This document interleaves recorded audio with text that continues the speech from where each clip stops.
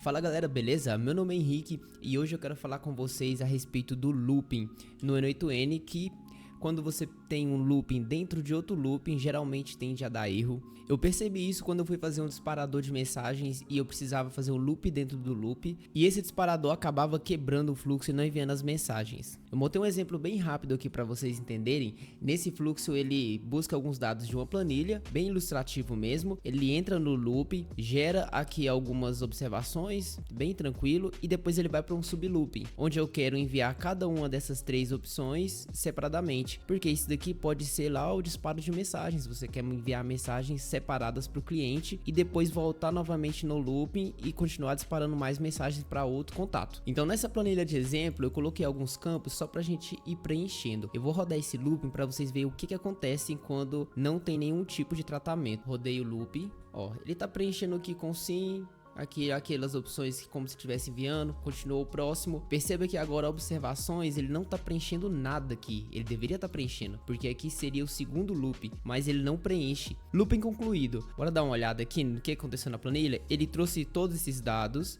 aí ele segue para o looping indo um item a item, e olha como que ficou todo bagunçado aqui na sequência.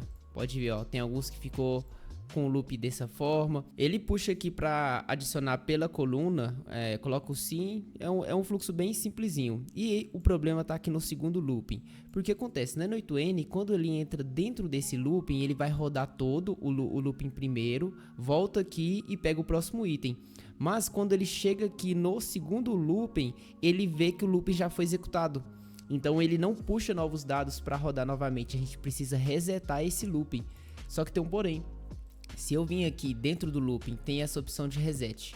Quando eu faço isso, ele vai resetar todo o estado desse looping quando ele concluir. Como aqui, deixa eu abrir aqui novamente, ele adiciona a categoria lá dentro, de acordo com o número da coluna, e ele roda novamente. Se eu marcar apenas reset, ele vai limpar todo esse campo e vai ficar nesse loop infinito, sempre limpando e resetando, porque tem mais informações. Isso aqui acaba quebrando também o fluxo. A gente precisa colocar uma expressão.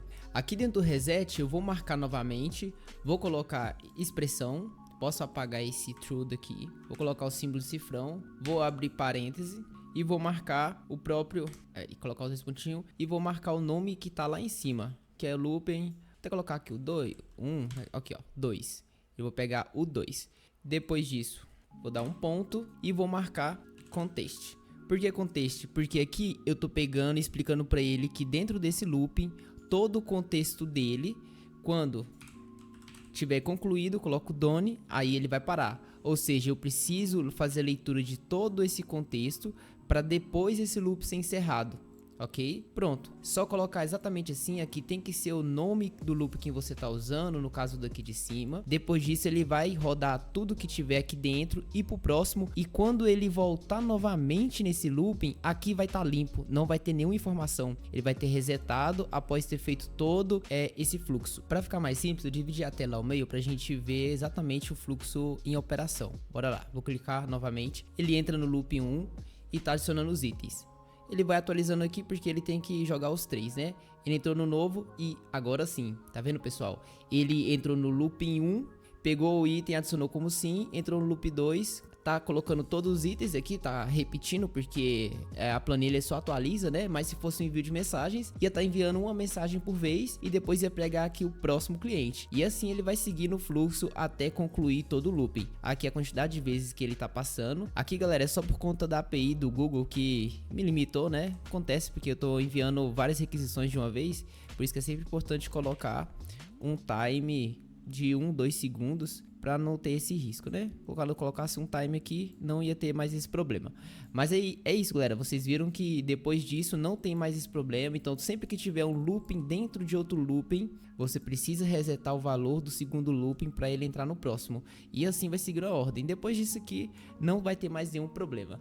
E se você gostou dessa dica, já deixa aí o seu like, se inscreva no canal, porque aqui eu compartilho toda a minha vida aqui com as automações e trazendo dicas para vocês de como melhorar os seus fluxos. Vou ficando por aqui, até o próximo vídeo e fui!